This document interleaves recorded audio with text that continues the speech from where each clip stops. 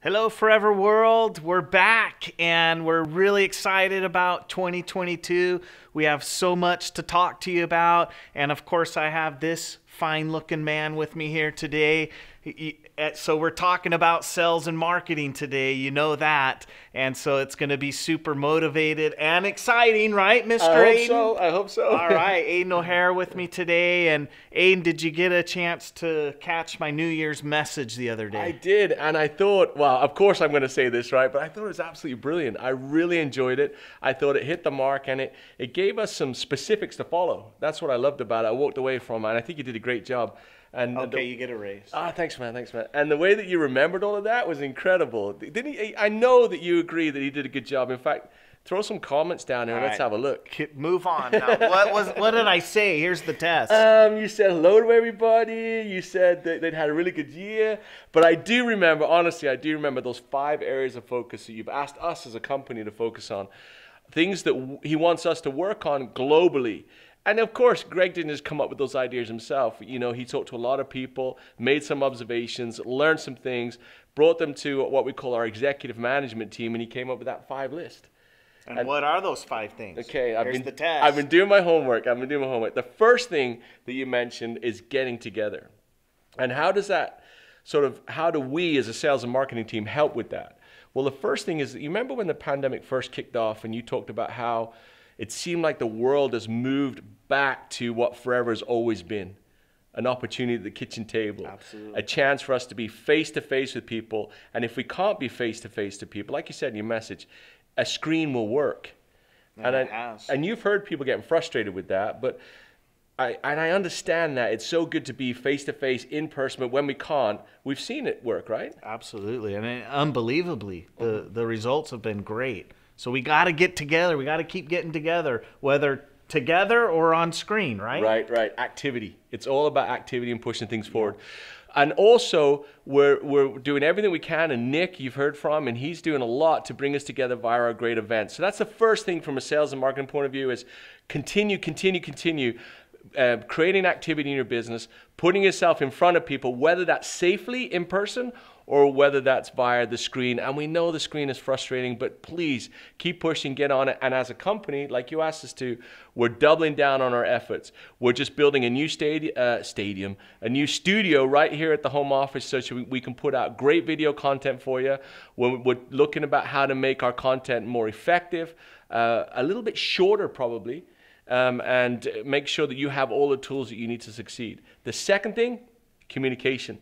And I know there's an overlap, right? Of course, a lot of what we just talked about is communication.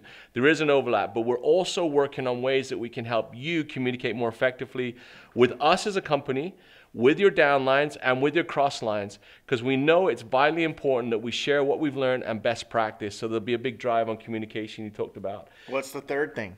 Well, the third thing is customer service. Yes. But I'm going to jump back from communication you're killing me. FLP 360. Remember that is a vital tool for you to work in these 2 areas, communication no doubt. and customer service.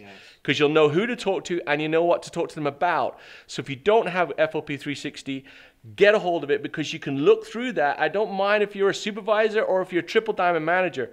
There's enough information in there for you to raise the level on your customer service. Love it. Okay, customer service now.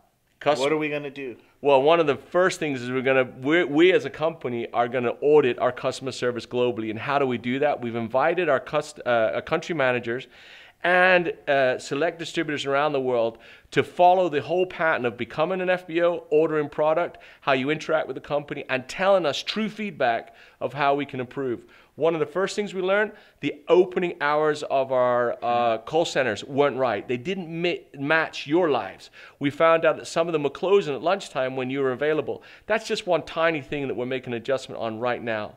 So a lot to do. And it's funny because really customer service is part of communication, right? Absolutely. So that's really important, and you can see we're already making inroads into that. So what's the 4th thing? The 4th one was recognition. Yes. And if there's anything that we know in Forever, recognizing people is vitally important. And let's be honest, at the beginning of the pandemic, it took us a minute to get used to not being together recognized, because we love being with you, shake your hands, hug you, a kiss on both cheeks, or 3 cheeks. Is that a possibility? 1, 2, 3? Oh, yeah. Oh, yeah.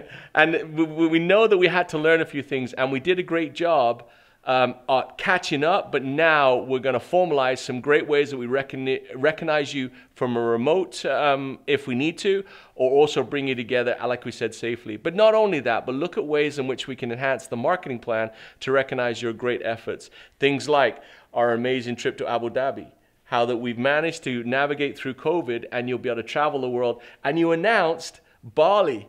Woo! I was surprised that you announced that. Hey, exciting, huh? Yeah, I can't wait. That's incredible. But you know, to be recognized, you got to take action and you got to achieve, right, the different awards and trips that we have.